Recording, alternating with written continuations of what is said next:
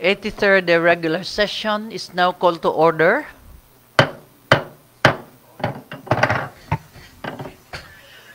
Honorable Councilor Agapito Suwan, invocation, followed by the singing Lupang Hinirang and the Cagayan de Oro March. Please rise. I request everyone to please rise and be aware that we are in the holy presence of God. In the name of the Father, and of the Son, and of the Holy Spirit. Amen. Lord, you are the master and the architect of this universe, and we are nothing without your presence. In the book of Philippians, St. Paul said, we can do all things through Christ who gives us strength. So today we ask for that strength and that faith that conquers all, so that we may be efficient in our decision making for the day. Give us wisdom so that we can be wise in our decisions. Keep us harmonious so that we may be united and one. And also, give us faith, for faith is the secret to our success. This we ask through Jesus' mighty name. Amen.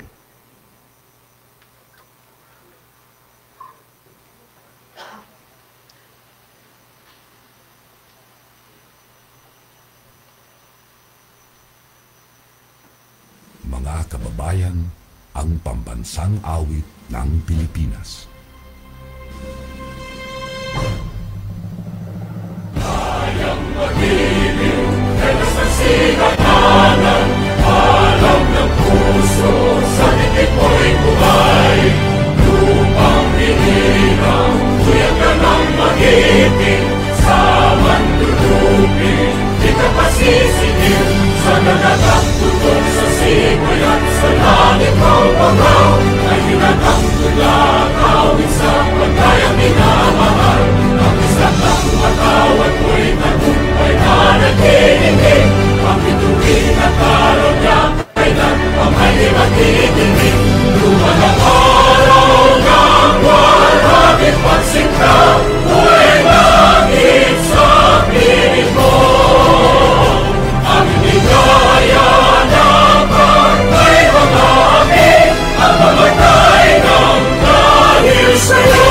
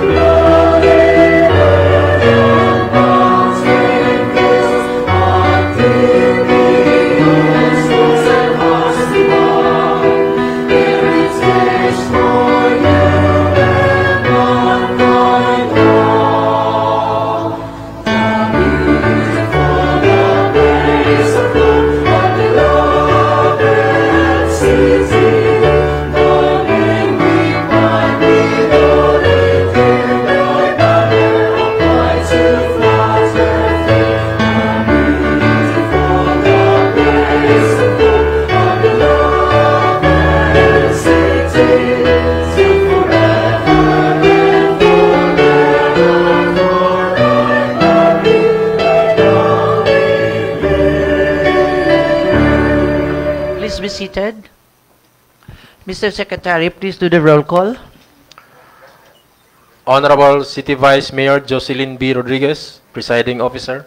For the 1st District Councilors, Honorable Agapito Heriberto G. Swan, Honorable Roger G. Abaday, Honorable J.R. Pascual, Honorable Aimee Rose P. Moreno, Honorable Romeo V. Calizo, Honorable George S. Goking, Honorable Jose Pepe S. Abo Jr., Honorable Malvern A. Esparcia. For the 2nd District Councilors, Honorable Ibonay Yasin B. Imano, Honorable Maria Lourdes Isgaani, Honorable Joylene Mercedes L. Balaba, Honorable James K. Judith II, Honorable Ian Mark Yunakaya, Honorable Edgar S. Cabanlas, Honorable Christian Rostico M. Achas, Honorable Josette G. Magtahas Daba. For the ex-officio members, Honorable Yan Lam S. Lim, Liga ng mga Barangay President, Honorable Kenneth John D. Sakala, City SK Federation President, and Honorable Dato Roberto P. Cabaring, IPMR. There is quorum, Madam Presiding Officer. Quorum is hereby certified. Good afternoon, ladies and gentlemen. Good afternoon. Our guests who are here today, no? The supporter of, who is giving their support to our new IPMR representative, Councilor Roberto Cabaring. Atong pakpakan. Of course, you're welcome to join us today, no, as member of the City Council of Cagayan de Oro City.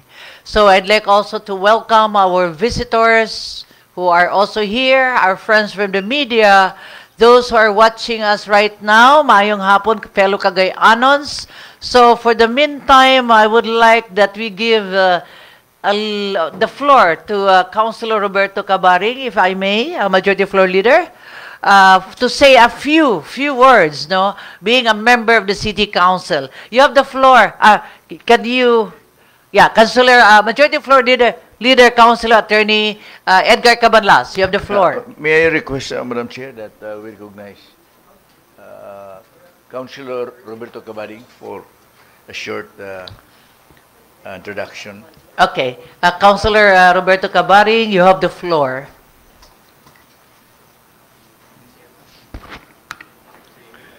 So, maayong adlaw sa tanan, sakop sa konsiho sa Cagayan de Oro.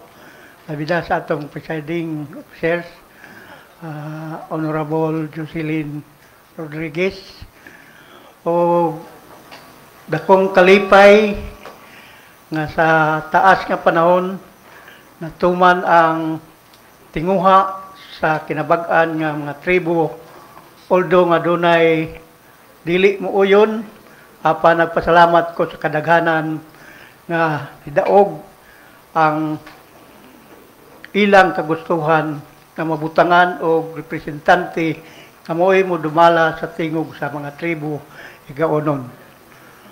O dining bahina, ako lang pasiunang hangyo tabangan ko ining atong konsiho sa mga butang nga dili ko panako masabtan tungod kay under observation ang atong mga pamaagi dinhi. Pero sa kadugayan, siguro mahimo ng sanay niya ang atong paglihok. O ang dakong tahas nga mabutangan og representante ang mga lumad, mauman ang pagdala sa usa ka mga ordinansa unya nga mosuporta sa mga kulturanhon nga katungod. O yan ang bahina, hinaot unta nga masabtan bisan sa niini karon panahon, dili pa kaayo masabtan ang nalatid sa atong balaod sa Epralo. O sa kalinaw, sa kalampusan, sa kalambuan para sa atong kabukiran, labi na sa 16 ka barangay nga gi-recognize na nato nga IP barangay. O kini karon aduna na mga kamatuoran tungod kay ang sa ngalan sa titulo na nay nag-una nga COR para pag pamatuod nga ang atong buhatan sa NCIP aning kamot nga mabutangan og representante aron ang legal nga paagi moabot dinhi sa atong hawanan sa local kagamahanan para madugtong ang atong mga balaod pinagi sa mga ordinansa unya nga mapanday. O gusto ko lang pasiuna kadunalay tulunga akong huna-huna hinuon dili man kini mabuhat karon dayon apan sulod unya sa akong termino akong paningkamutan tuyo sa pagpaningkamot sa konseho uban sa mga pag-ampo sa atong mga kaigsuonan na ato ning mabuhat. Una niini ang nahabilin nga mga kayutaan nga wala pay titulo ato kining mapa-undergo sa ancestral domain. Usa mutabang ta sa pagproseso sa mga ancestral domain yadtong available pa sa para sa usa ka ancestral domain. Ikaduha nga tahas mao gyud ang pagpahiluna niining cultural integrity. Kay nagtuo ko sa atong mga pagtuo sa atong kultura nga pagkamatinud-anon sa pagbuhat sa tanan butang diya ta magkayusa luyo sa atong gugma. O ang ikatulo nga akong giplano makapanday ang konseho sa Cagayan de Oro sa usa ka IP code aron nga ang mga kagubot sa uban nga mga lumad sa walay pagsinabtanay tungod kay nagkadaiya sila og mga balaod. Pero kung atong mabuhat ang usa ka batakang balaod lokal naagi sa atong paningkamot sa konseho niya usaraman unya ang sundon sa kinabag-an nga mga lumad. Kana lang daghan salamat o mayong hapon sa tanan. Thank you very much, Councilor Roberto Cabaring. So let us also help him. Kay bago pa man taon siya. So let us be patient and let us help him as we go along, no, as councilors of Cagayan de Oro City. Yes, who's raising? Another higao, no? Not yet. We have not. You want to make a comment? Okay. Majority Floor Leader, Attorney Edgar Cabanlas. Okay, let us allow Councilor Judy to say something on the special report portion. Ay, sa karon sugod sa ta. Good afternoon, Madam Chair. Good afternoon. Good afternoon, members of the City Council, our brothers who are watching us in their respective social media platforms, visitors at the gallery. Welcome also to our new member of the City Council, representative of the IPMR, Dato, tsaka itong, Roberto Cabaring. Di Dato Makilala. Makilala. Mr. Roberto Cabaring. There are complaints about his being in his assumption of office, but we don't have that authority to decide on the legality of this protest.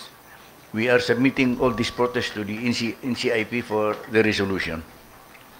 Madam Chair, may I move to dispense the reading of the previous minutes of the regular session on May 27, 2024, and considering the furnishing copies thereof as reading itself. Any second? Objection? I hear none. Motion is hereby carried. Move to approve on second final reading. Second. Objection? I hear none. Motion is hereby carried. On the special report portion, we have two members of the... three. Three ba? Yes. Councilor 3. Madam Chair, Councilor Moreno, who will be reporting on the scholarship program of the city government. Then next is yours truly, who will be reporting on the final resolution of the branch 41 on our intervention case that we filed wherein you appointed me as the representative of the city council. and 3 will be Councilor General Remio Calizo. But before that, we would like to listen first to Councilor James Judith. Okay. Councilor Attorney James Judith, you have the floor. Thank you, Madam Vice. Sa atong halangdong presiding officer, Vice Mayor Jocelyn Bebot Rodriguez, Majority Floor Leader, Council Edgar Cabanlas, akong tinahod ng mga kauban sa konseho, mga bisita, mga kaigsunan natong mga lumad, membro sa prensa, atong katawan sa Dakbayan sa Cagayan de Oro, maupay. Maayad ha pag umata imo, Konsyal Roberto Cabaring, kung dato makilala. Napanday ha nabaya-baya, hanakig umaki. Mambong kay nakig umaki. Akong dakong kalipay, Dato Roberto Cabaring or kung dato makilala, nga nakita uban karon sa pagalagad sa atong katawhan sa Dakbayan sa Cagayan de Oro. Mubo lang ni ang akong pulong karon. Kanilang ang akong mapasalig kanimo. Makalaom ka, Konsyal Roberto Cabaring, nga naa kita nga nagsuporta kanimo og sa imong mga kaigsuunan, atong mga kaigsuunan nga mga lumad. Dakol nga salamat og asdang Cagayan de Oro. Thank you very much, Councilor Attorney James Judith. Are we going to proceed? Okay. So our first who is going to have her privilege speech is Councilor Jaime Moreno. You have the floor. Thank you, Madam Chair. Maayong hapon, Honorable Vice Mayor Jocelyn Bebot Rodriguez, sa ato ang Majority Floor Leader, Minority Floor Leader, o uban sa akong mga kauban. And of course, sa ato ang mga bisita, maayong hapon ka natong tanan.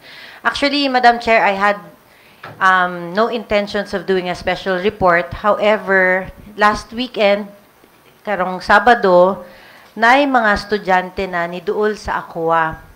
Although we do not rely on hearsay, I've been hearing about this, but last Saturday, mga estudyante, 5 kabuok to sila na gareklamo sila regarding their allowances as scholars. I commend Councilor Suzette Magtaas Daba no, for spearheading ang atong mga scholars, for increasing the numbers of scholars of the LG of Cagayan de Oro. Medyo ang ako lang is, I would like this, Madam Chair, I would like to move that this be referred to the Committee on Education, Madam Chair, kay maluoy ko sa mga bata, kay these scholars, ang atong mga scholars, they live day by day.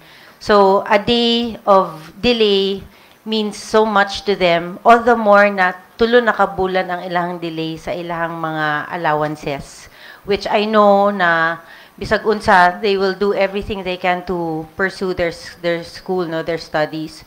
So I would just like to, and also, Madam Chair, I know that daghan kaayo ang gasto sa city, sa LGU, but I hope that kini pag-abot sa mga kabatanunan, labi na ang ilang eskwela, mao kini ang ma-prioritize natin other than other matters, Madam Chair. Kana lang, dagang salamat. Okay. Thank you very much, Councilor Jaime Moreno. Yes, you have the floor, Councilor Suzette Daba. Thank you so much, Madam Chair, Vice Mayor Jocelyn Bebot Rodriguez. Thank you for that special report. So, Madam Chair, just for the information of everyone, no, para masabtan yun sa tanan, especially those atong mga members from the 20th City Council na first term papod nila, no, ako na lang i-explain ang process. Now, before mahimong officially city scholar, no, ang usa ka applicant katong nakapasar sa exam, of course, they need to sign a contract. And it is in the contract that the allowances, Madam Chair, will be released quarterly. So, tomorrow, I'll be the guest for the Consejo karon. So, I have all the updates in all the education programs.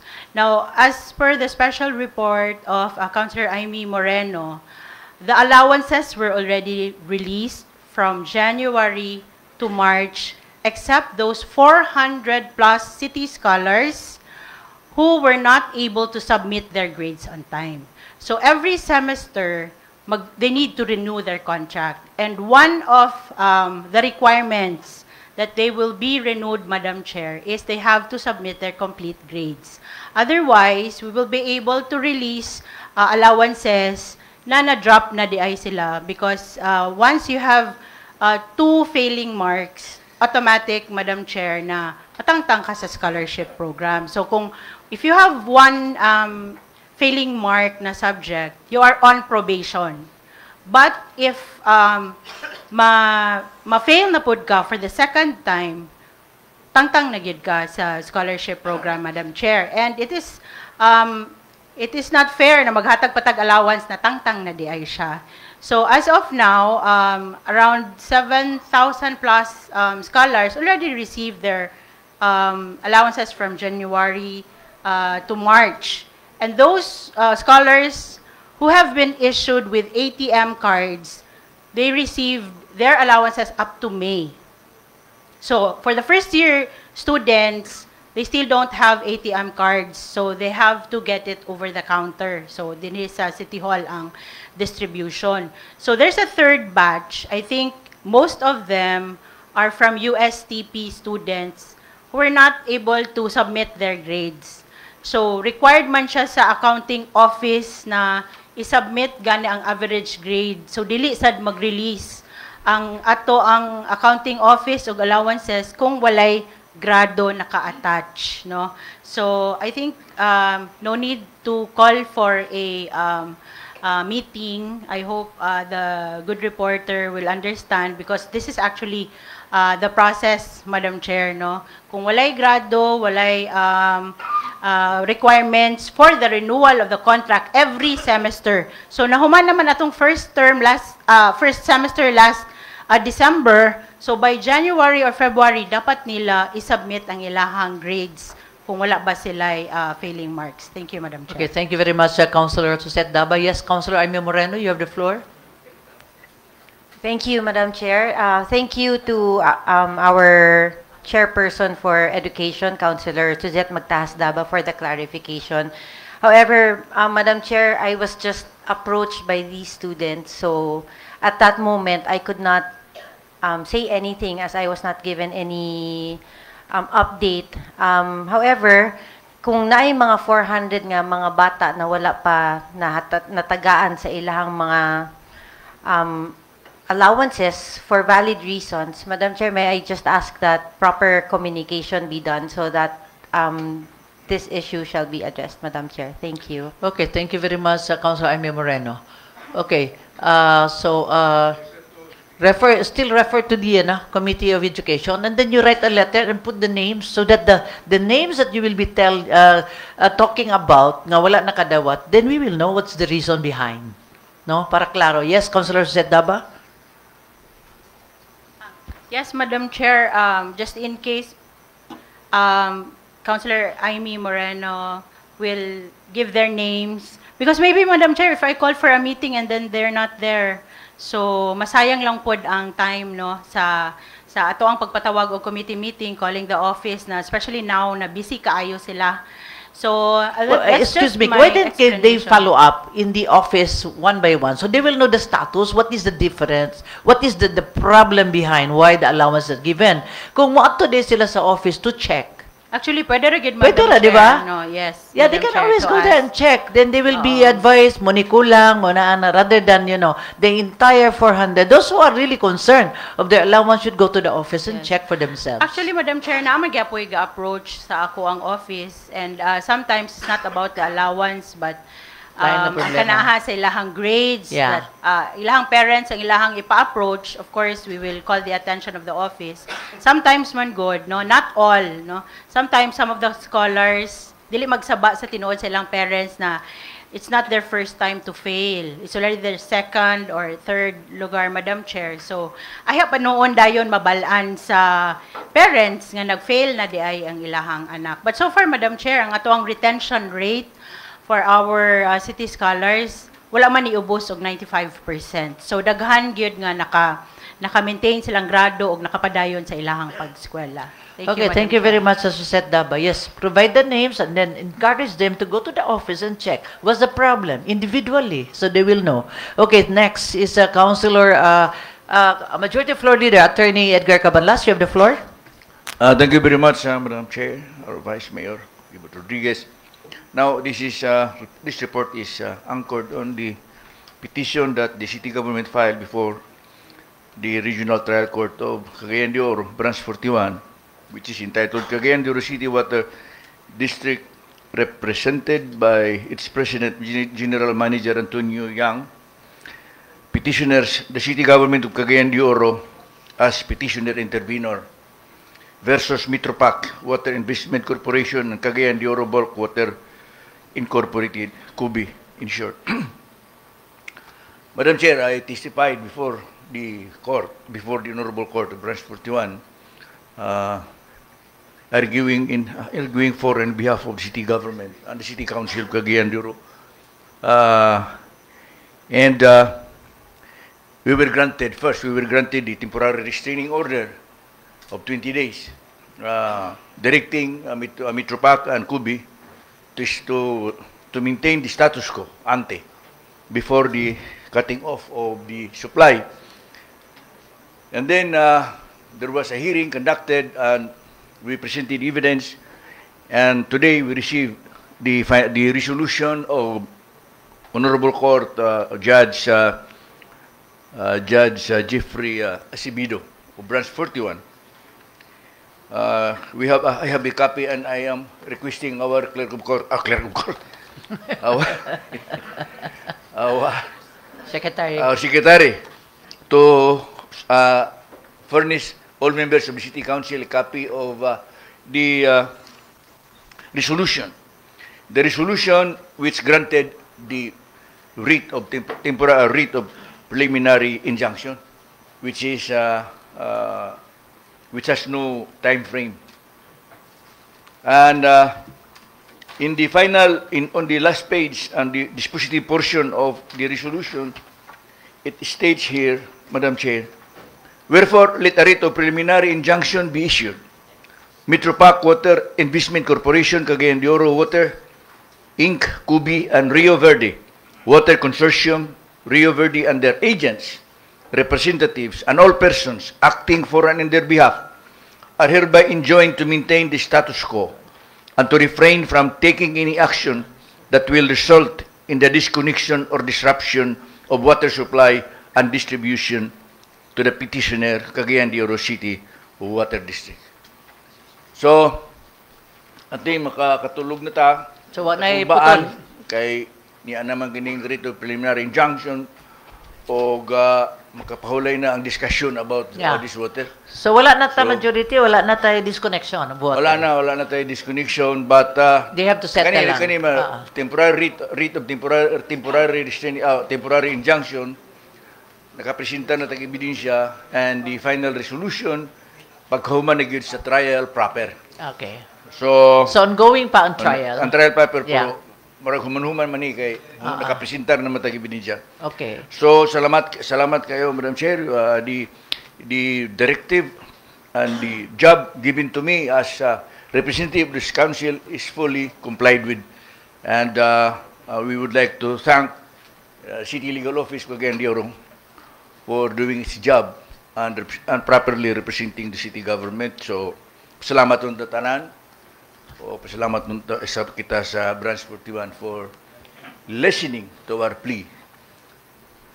Ang atong rason nganong nag-file kita intervention kay kita the parents patria of the people of Cagayan de Oro, and which involves the public interest and general welfare of the people. So salamat kayo, and naing hapon sa tanan. Okay, thank you very much and congratulations Majority Floor Leader Attorney Edgar Cabanlas. So, wala na putol tubig, so hilom na tatanan. Wala na punta sa... Anyway, thank you very much. Majority, Councilor Romeo Calizo, you have the floor. Thank you very much, Madam Chair. Good afternoon. And my special greetings to the new member of the 20th City Council, the Honorable Roberto Cabaring. Welcome, Datu Makilala. Of course, to Cagayanos who are monitoring us via the social media platform and our guests at the gallery, especially ang atong mga kaigsuunan sa mga hinterland barangays. My special report, Madam Chair, is all about a letter addressed to me by students of Xavier University taking up AB Psychology. And this very much related to livelihood psychology and investment psychology. And I just like to, I will not read anymore the whole context of the letter, Madam Chair, but the gist is there's so much concern about the plight of our local fisher folks. This, they have focused their study in Barangay Bonbon. But this may be happening not only in Bonbon, but along coastal barangays of our city. And the observation goes this way. The more likely, the successful investors are the big investors, but our local fisher folks still remain on the primitive type of fishing, and they're just there to survive. Imagine for a fisherman to go 10 kilometers away rowing. Well, it may be late for them already to catch the bigger fish. So the bigger investors will be given the priority over this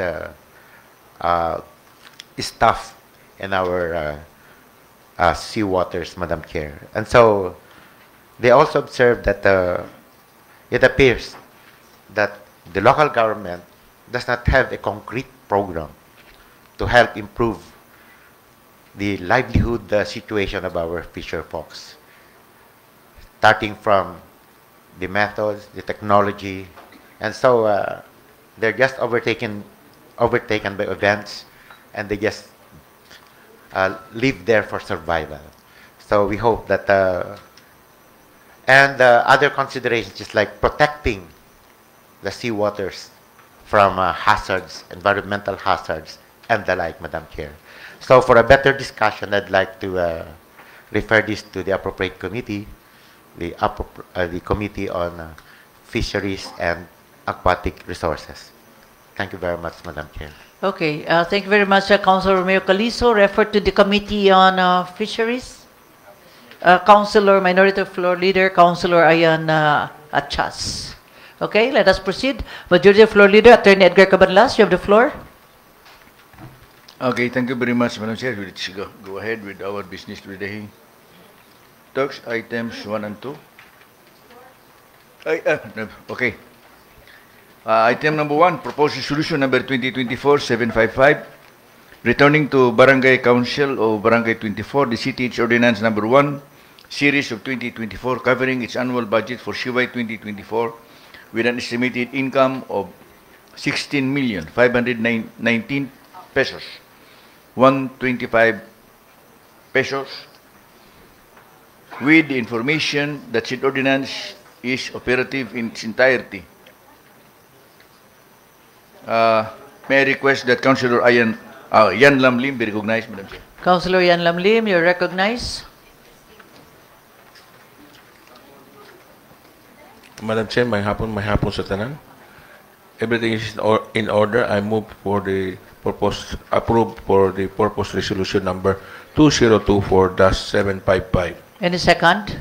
Second. Objection? I hear none. Motion is hereby carried.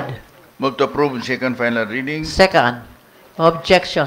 I hear none. Motion is hereby carried. Item 2, proposed resolution number 2024-756, returning to the Sangguniang Kabataan Barangay 22, the City Its Resolution number 6, series of 2024, covering its annual budget for CY 2024 with an estimated income of 651,749 pesos, with information that the resolution is operative in its entirety. May I request Councilor Kenneth John Sakala be recognized? Wala siya. Wala day. Yeah, check. Councilor- Official trip. The next member of the youth, Councilor Roger Abaday. Councilor Roger Abaday, you have the floor. Thank you very much, Majority Floor. I move that the proposed ordinance number 2024-482 be approved. 2024. Where are you?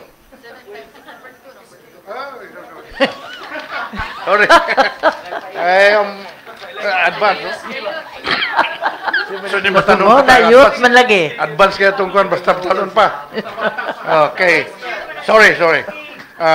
Basta escape pa. I ask for reconsideration. I move that the proposed resolution number 2024-756 be approved. Any second? Objection? I hear none. Motion is hereby carried. Move to approve. Second final reading. Second. Objection. I hear none. Motion is hereby carried. Item 3, Tosh, please. 3 to 7, omnibus motion for approval. For omnibus approval, items 3 to 7. Item 3 is proposed ordinance number 2024-482, appropriating the sum of 19,611,480 pesos from the item non-office economic services sector, special purpose funds, land acquisition expropriation, to be made available for the full payment of the claim for just compensation, including documentation and registration expenses of lot number 1856-B, CSD-10-022479-D, covered by katibayan ng orihinal na titulo, CARP-201-7000061, with an area of 12,918 square meter, owned by Mrs. Lerio A. Albay, married to Mr. Ramon C. Albay, which will be affected by the proposed sewerage treatment plant project and proposed fish landing area located in Barangay Bonbon, this city, and authorizing the Honorable City Mayor to sign the corresponding deed of absolute sale thereof. Item 4 is proposed ordinance 483, appropriating the sum of 5,603,382 pesos from the item non-office economic services sector, special purpose funds, land acquisition expropriation, to be made available for the full payment of the claim for just compensation, including documentation and registration expenses of lot number 1853, C CAD-237, covered by original certificate of title number P-3452, with an area of 3,690 square meter, owned by the heirs of Kiriko P. Pactulerin, which will be affected by the proposed sewerage treatment plant project and proposed fish landing area located in Barangay Bonbon, this city, and authorizing the Honorable City Mayor to sign the corresponding deed of absolute sale thereof. Item 5 is proposed ordinance number 2024-484, appropriating the sum of 4,859,556 pesos from the item non-office economic services sector, special purpose funds, land acquisition expropriation, to be made available for the full payment of the claim for just compensation, including documentation and registration expenses of lot number 1859, case 4, CAD-237, covered by tax declaration number G-081522, with an area of 3,200 square meters, owned by the heirs of Candida C. Sabanal, which will be affected by the proposed sewerage treatment plant project and proposed fish landing area located in Barangay Bonbon, this city, and authorizing the Honorable City Mayor to sign the corresponding deed of absolute sale thereof.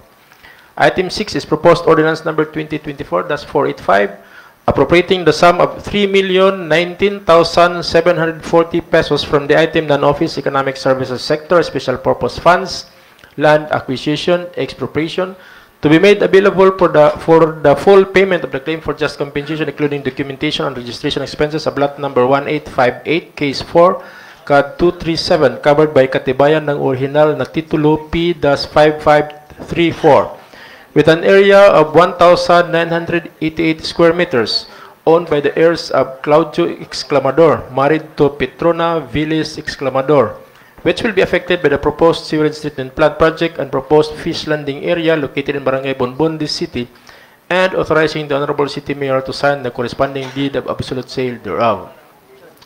Item 7 is proposed ordinance number 2024-486, appropriating the sum of 15,383,850 pesos and 45 centavos from the annual budget CY 2024 and continuing appropriation CY 2023 non-office economic services sector special purpose funds land acquisition expropriation to be made available for the full payment of the claim for just compensation, including documentation and registration expenses of lot number 1852 CAD 237 case 4, covered by tax declaration number G-081524 with an area of 10,133 square meters owned by the heirs of Galo Sabanal, which will be affected by the proposed sewerage treatment plant project and proposed fish landing area located in Barangay Bonbondi City, and authorizing the Honorable City Mayor to sign the corresponding deed of absolute sale thereof. Move for its approval, Madam Chair. Majority is that 3, 4, 5, right? Yes, no, 5, 6, 7. 3, No. 4, 5, 6, 7. 6, 7. Up to 7, item 7. Okay. So, is this not going to be like two, Sir Torts? Authorizing the mayor, approving the land acquisition, and another is authorizing the mayor. Is this not two items? No? Usa lang ka approval na? For two sections? Yes. The approval and the approval. And then authorizing the mayor. Authorizing the mayor. One and two Pwede na siya sections. sa- Okay. Okay. Councilor Romeo Calizo? Duha, magod niya siya. Thank you, Madam Chair.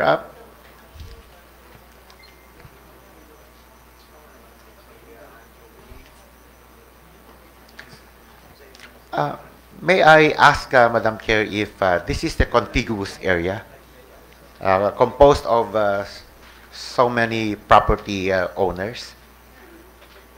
Majority Floor Leader, Attorney Edgar Cabanlas, yes, you can answer. I have not seen this area, but this is the report of the Clenro. Clenro, report. Yes, which is in charge of this project. Okay. And this is, of course, a contiguous area. Okay. This is sumpay-sumpay kay di man mahimo matong buwag-buwago ni kay sewerage plant man ni and panang fish landing. And Madam Chair, dugay naman ni nga project na to, and this is a requirement, and I think if we will not do this, then we will be sanctioned because of every city, especially city like Cagayan de Oro, should have its own sewerage treatment plant. Namun na nagdali-dali tingali sila sa Clenro nga mahuman gini. Okay. Okay, we will be penalized. And we are also availing of, I think, grants coming from the national government for the construction of this treatment plant. Okay. Thank you very much, Majority Floor Leader. Pero I Yes. have not, because this there was is a comment, there will submitted be to us- questions. This was submitted to us with endorsement from the Office of the City Mayor. Okay. Let me listen to the comments. Yes, Councilor Romeo Calizo, then Councilor Attorney Joy Abo.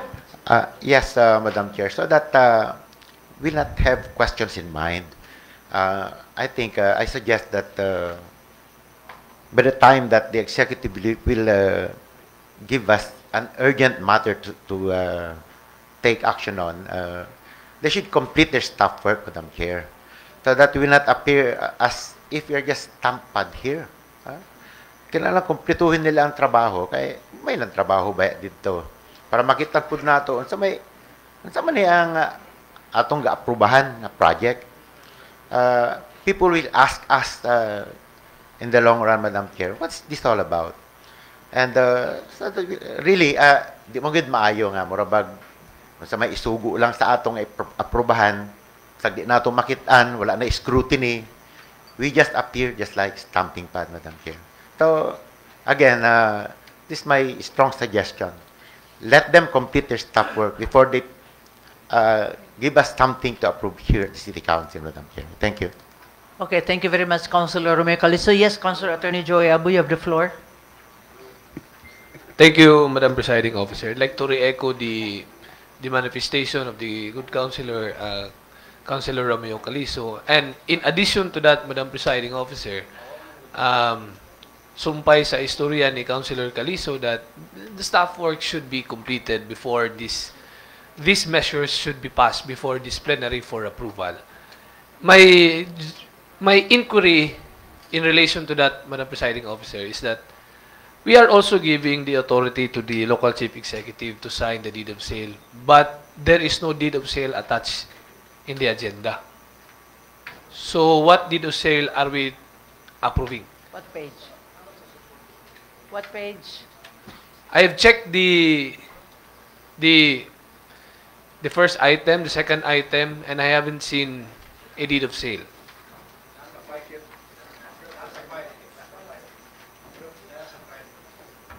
It was not included in the... Nanawa ko na sa page. Wala. Okay. Okay. That's why I just asked there is already a draft of the deed of sale.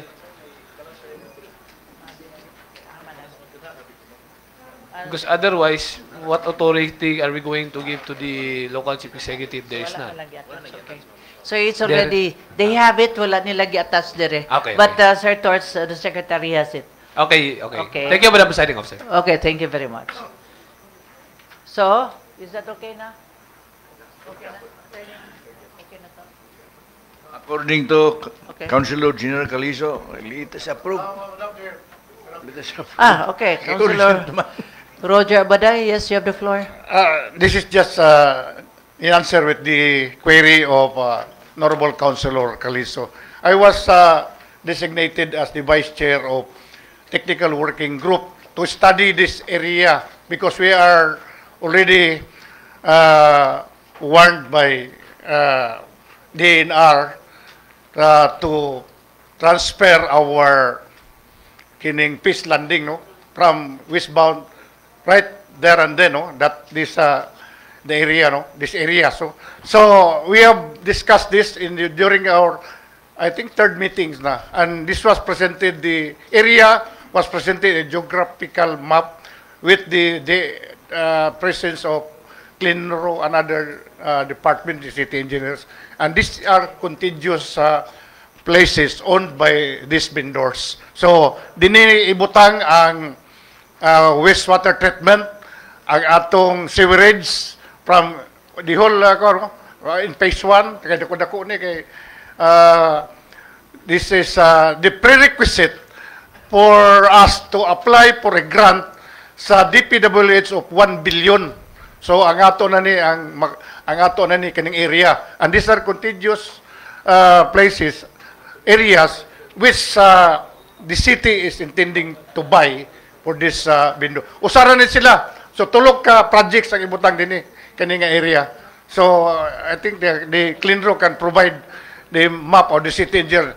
They are now undergoing this this project. So kanila ang requisite upon procuring this lot, and that will be again we will have to start asking now the DPWH for a grant in order to start the phase 1. Phase 1 lang ni nga ang priority dinhi ang phase landing o kining water treatment o sewerage. Okay, this will cover the whole city. So we need this lot. I think this area is enough for this project. Thank you very much. Okay, thank you very much, Councilor Roger Abaday. So we will, anyway, this is a very important project, and I through my committee, I read the endorsement of our city mayor. It's urgent. So move for its approval, Madam Chair. Any second? Objection? I hear none. Motion is hereby carried. After. Okay, comment? Just a comment after the approval. I'm privy to this project, Madam Presiding Officer. In the previous discussion, I was one of the participants. May we ask that a committee should oversee the entire operational affairs of this program? Because as manifested by Councilor Roger Abaday, that it's for the entire city. But unfortunately, there's a rule that sewage projects should not pass through rivers. So there has to be two. In other words, this is not a sufficient facility to receive all the water discharges of households. So I'm worried that if, for example, there is only one department, not an inter-department, that would oversee the entire program, that would perhaps entail a huge problem kay discharge ba ni siya sa household. Thank you. Thank you very much, maybe perhaps this comment would be forwarded to the Committee on Environment and the Committee on Laws and Rules so that we could see the entire activity of the executive. Okay, thank you very much, Councilor Ayan Mark Nakaya. Yes, Councilor Roger Abaday, you have the floor. Okay, thank you very much. So, in response to Councilor Nakaya's statement, no, actually, the engineering and other engineering, CLINRO, are now studying this project, how, where to let this, kadagko man yung mga tubo dahil sa sewerage, parang ganang para na itong mga drainage niya, sa imburnal, kadagko siguro, kaya it will cater District 1 and District 2. So it takes, so the original plan of this sewerage or water treatment is kanang Puntod Kauswagan bridge, so. But there was a problem of the lot, kanang nahawan karon dia. Nahawan kanang, if you're going there from Puntod to Kauswagan, in the left side, na area dia nga vacant, owned by the Tamparong.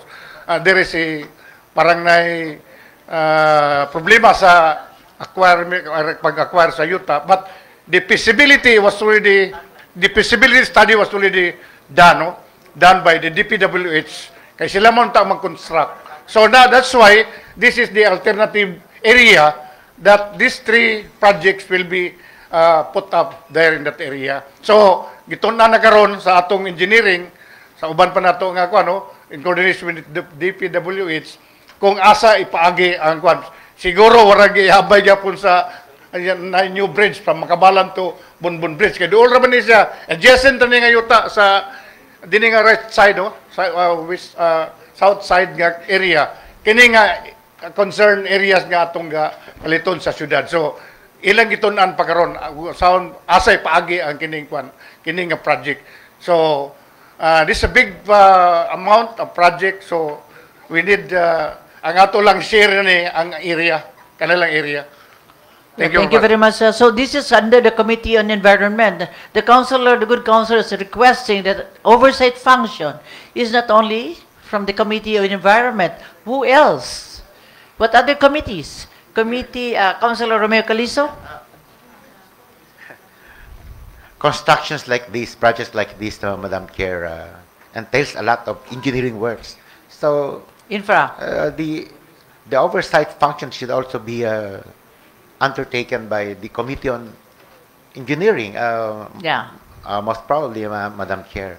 And it's very difficult to imagine what's being explained in words, Madam Chair. That's why even in military operations, it's easier to understand the overlay than explaining what to do in words.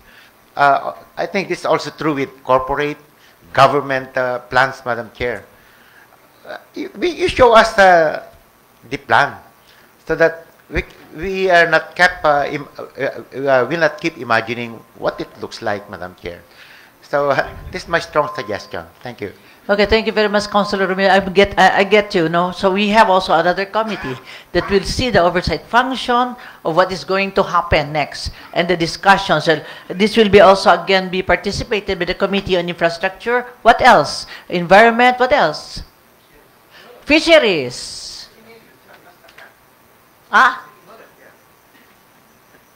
Is that what you mean? No. I like the idea of Councilor General Romeo Calizo. Maybe perhaps the committee can facilitate inviting the DPWH and all concerned to present before the this August body. Okay. So that all members will be Here briefed. you mean? Yeah. Okay. Because the resultant effect, Madam Presiding Officer, when you dig along beside, adjacent to our roads, is traffic congestion and property encroachment, perhaps, when there is a digging activity. So there are several factors. That's why this has been delayed, Madam Presiding Officer, on that several basis. So maybe we can also... Why not discuss in your committee level so that you will have enough time to discuss with the different committee levels, and then probably when things are all finalized, then again we invite them. How's that? We were informed by Councilor Abade that there is already a plan. So maybe this plan be presented to the City Council in bank. So it's already there. There's a plan. There's a plan. So meaning we can invite them so that we will have the knowledge, what's really going to happen. Maybe next week. Next week, is that okay? Okay, let's invite. Are we inviting DP? Glenro and DP? Engineering, Glenro and DP. Yet, I still wanted the committees to be involved in this project, not only one committee. Okay, so invite next session. Okay, so let us already approve second reading. Move to approve. What's na to? Second and final reading. Second. Okay. Any second? Objection? I hear none. Motion is hereby carried. Item 8, Turks. 8 ba? Item number 8 is proposed ordinance number 2024-487, appropriating the sum of 97,044 pesos from the item non-office economic services sector land acquisition expropriation in the 2024 annual budget to be made available for the full payment of the claim for just compensation of improvements, plants and trees owned by Mr. Alvin D. Habla, which were affected, traversed by the right of way for road opening and concrete paving at Sitio Lapad, Sinanggaban to Sitio Sudsuran, Barangay Pigsagaan, this city, and for this purpose authorizing the Honorable City Mayor to sign the deed of absolute sale thereof. Asal number 9, Turk. Item number 9, proposed ordinance number 2024-488, appropriating the sum of 53,100 pesos from the item non-office economic services sector land acquisition expropriation in the 2024 annual budget to be made available for the full payment of the claim for just compensation of improvements, plants and trees owned by Mr. Bernard L. Taganas, which was traversed by the right-of-way for road opening and concrete paving at Sitio Lapad, Sinanggaban to Sitio Sudsuran, Barangay Pigsagaan, this city, and for this purpose authorizing the Honorable City Mayor to sign the deed of absolute sale thereof. May I request Councilor Malu Lourdes Gaani. Councilor Marlu Lourdes Gaani, you are recognized. May nga pong tanan move for the approval of proposed ordinance number 2024-487 and proposed ordinance number 2024-488. Any second? Objection? I hear none. Motion is hereby carried. Move to approve on second final reading. Any second? Objection? I hear none. Motion is hereby carried. For inclusion, items 10 to...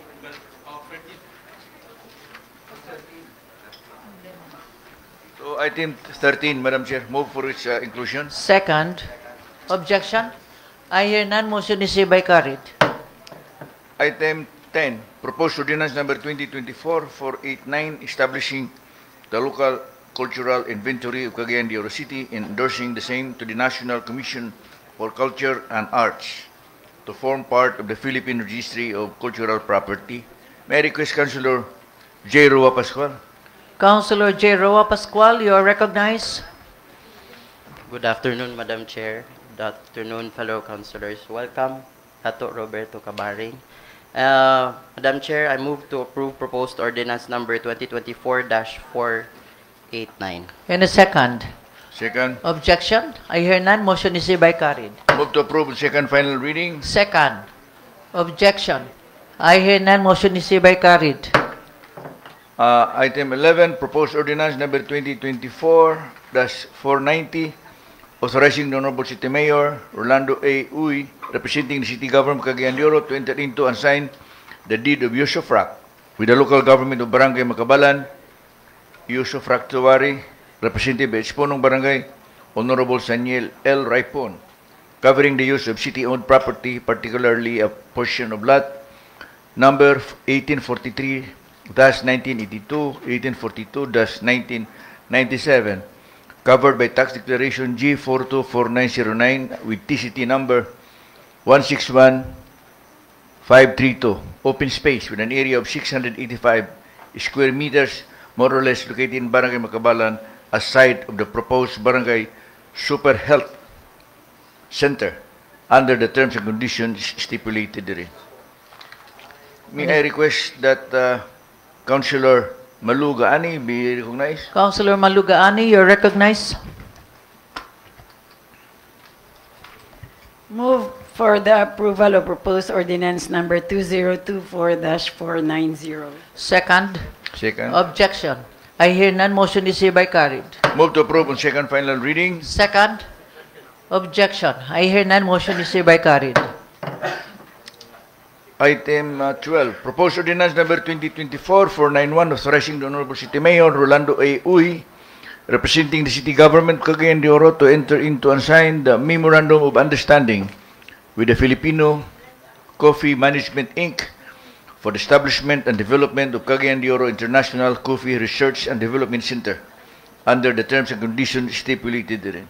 Councilor, may I request Councilor J. Roa Pascual be recognized. Councilor J. Roa Pascual, you're recognized.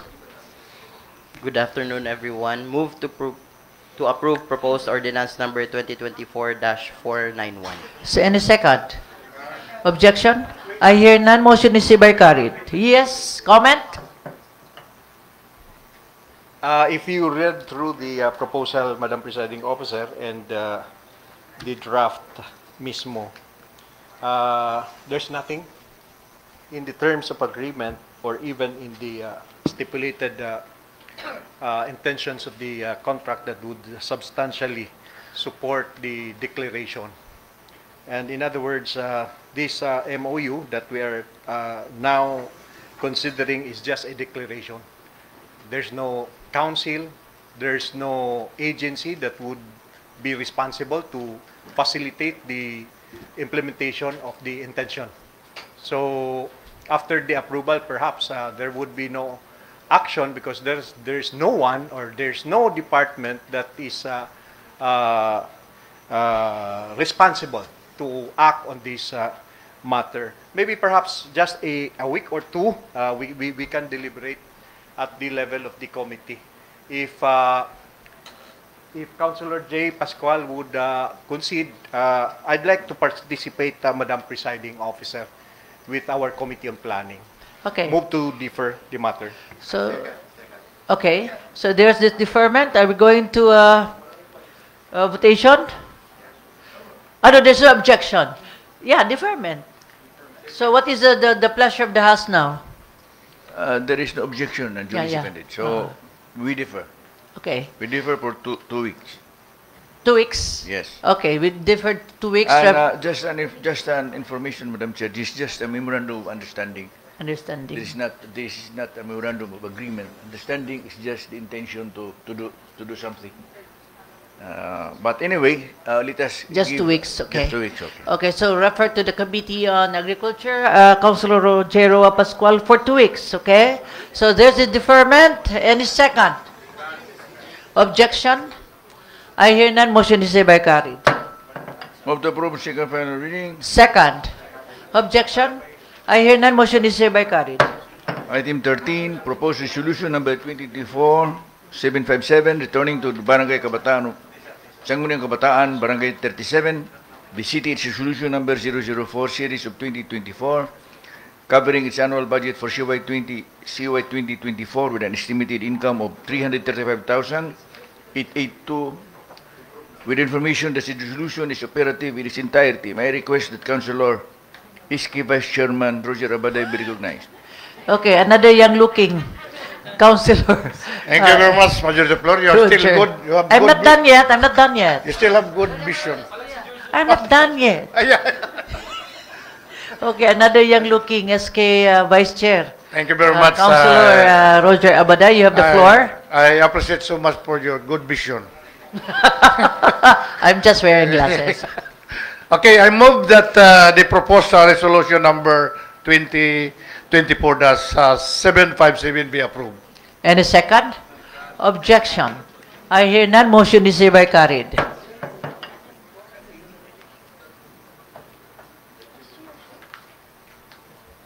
Move to approve the second final reading. Yeah. Kini man gud niya tisikon no. Sumukan kayo. Yeah, this. Any second? Objection? I hear none. Motion is hereby carried. Madam Chair, just a last resolution, not really that controversial as requested by Councilor James. A resolution of appreciation to the just retired assistant Butch Butch Bustamante. Butch Bustamante. Yeah. Actually, his name is Hector. Butch is Hector. Yeah. Nickname. So he already retired. No? He's the one who's this week making a sign all this. Always the one who gives you this for you to sign. Lagi kami. So after how many years? 30 years? 35. 35 years. So an appreciation resolution coming from the City Council for a job well done. Yes, a job well done. And off the record, kung natay ikahatag may. Actually, I'm giving him lunch with him, no, with my staff. So, kung na mo ikahatag, so much the better. Yes, Pabaon. I'm giving pabaon to him. And you, hopefully, nga kamo makahatag sa pabaon. Yeah. Oo. So, and again, there's this sunog in Lapasan. If you can also give us share, this is a ginagmay that you can share in Lapasan, Barangay Lapasan. Okay, so it is second for the retirement, no, of Butch Bustamante. Any second? Yeah. Okay, Councilor Roger Abaday, maybe you will donate for if it is okay, if it's not too much. Aside from appreciation, condolence from one of the sports manager who died. I think last night. Passed a resolution for one. Romarigoro. So that is the item 15. Yeah, that's item 15. So wala pa mo mas item 14. I did not call you. You stand up. So move to approve second final reading item 14. Madam Okay. Chair. Any second? Any objection? I hear none. Motion is hereby carried. Item 15 as requested by Councilor Roger. Yes. Condolence. Resolution of condolences. Yeah, to the family. To the family of Romary Goro, our chief of the sports commission, sports coordinator. Any second? Objection? I hear none. Motion is hereby carried. Move to approve second final reading. Second. Objection. I hear none. Motion is hereby carried. There being no other matters to take up, move for adjournment, Madam Chair. Session adjourned. God bless us all.